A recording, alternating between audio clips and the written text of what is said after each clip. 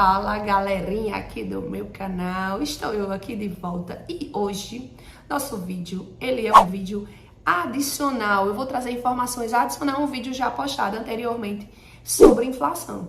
Então o objetivo desse vídeo hoje é explicar para vocês como é que combate. Sim, o problema está instaurado, a gente resolve como, né? Como é que a gente resolve? É importante a gente saber disso no nosso processo democrático de escolha política. É um ano político, a gente precisa entender o que é que os nossos candidatos vão trazer de estratégias de combate à inflação. Então, eu queria também frisar que esse problema inflacionário não é único e exclusivamente da economia brasileira, que todos os países estão sofrendo nesse período de pandemia com a inflação. Os países envolvidos, os Estados Unidos, têm passado por problemas seríssimos inflacionários. Tá aí a Bolsa Americana despencando, ninguém nunca imaginou, né? E é isso aí, a brasileira nem se fala, não vamos nem comentar, né? Então, hoje eu vou trazer informações só para vocês compreenderem de fato como é que a gente faz esse processo de combate. Então, a gente vai começar com a figura mais importante desse processo, que é o Estado. O Estado, dentro da lógica de funcionamento da economia, ele é o terceiro agente tomador de decisão, e as decisões do Estado, ela precisa gerar benefícios para todos, porque o Estado está ali intermediando. Então, compete ao Estado criar as políticas de combate inflacionário. Existe uma falha histórica que o Brasil fez durante a década, no início da década de 90, final da década de 80, ele não combatia a causa da inflação, ele combatia as consequências. Então, quando você combate as consequências, você não resolve o mal está na causa especificamente. É tipo uma doença, gente, vou fazer uma analogia assim. Quando você combate a causa da doença, você sara aquele sujeito, né? Você cura aquele sujeito.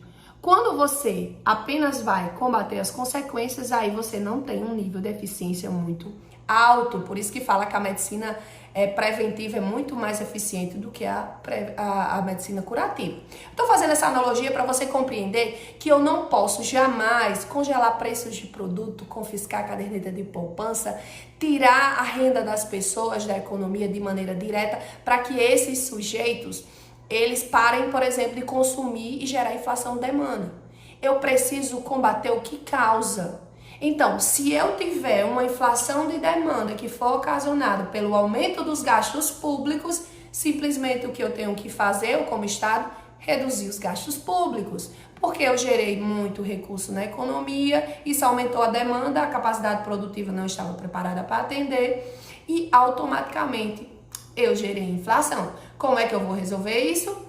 Reduzindo os gastos públicos. Se a inflação de demanda não for ocasionada pelo Estado, pelo aumento dos gastos públicos, e sim, efetivamente, pelo aumento do consumo da sociedade, aí eu venho e faço o quê? Aumenta a taxa de juros. Por isso que vocês estão vendo a taxa de juros se elevando continuamente nos últimos meses. Isso é uma política de combate à inflação de demanda ocasionada pelo aumento do crédito e pelos juros baixos. Então, como é que eu combato uma inflação de demanda ocasionada especificamente pelo aumento da demanda dos consumidores? Aumenta a taxa de juros, encareço o crédito e dificulto ele. Então, automaticamente eu estou combatendo o que está causando a inflação. Se for inflação de custo especificamente, eu tenho que fazer o que? Eu como Estado, gente. Imagine que eu estou sempre pensando na figura do Estado como tomador de decisão. Eu tenho simplesmente que um aumento de custos relacionado a tributos, de quem compete os tributos?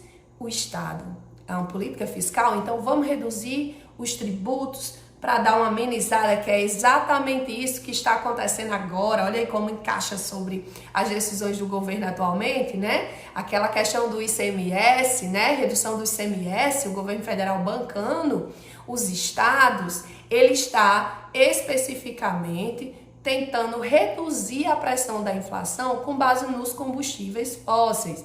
Então, especificamente, gente, a gente tem que ter a maturidade de entender que o Estado precisa decidir que combate à inflação é a causa. É aumentar juros, sim, que é o que tem sido feito. É tentar reduzir tributos para reduzir a inflação de custos. É aumentar a burocratização na liberação de crédito, coisas desse tipo, que compete ao Estado, aos organismos do Estado.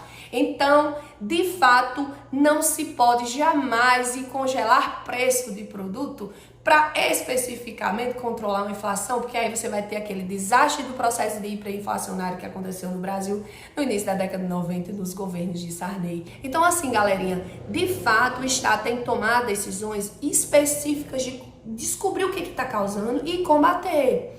Então, precisa reduzir impostos? Vamos reduzir impostos. Precisa aumentar a taxa de juros para diminuir o consumo? Vamos aumentar a taxa de juros. A gente precisa necessariamente fazer redução dos gastos públicos? Vamos reduzir os gastos públicos. E aí, consequentemente, no médio prazo, a gente vai conseguindo combater essa inflação e aí a economia voltar ao eixo. Porque lembra o seguinte, como é que você prospecta crescimento econômico, aumentar o seu negócio, se você não sabe efetivamente o preço que você vai pagar ou o preço que o mercado vai cobrar lá na frente? Então, de fato, gente, é uma informação importante a gente compreender como é que isso acontece.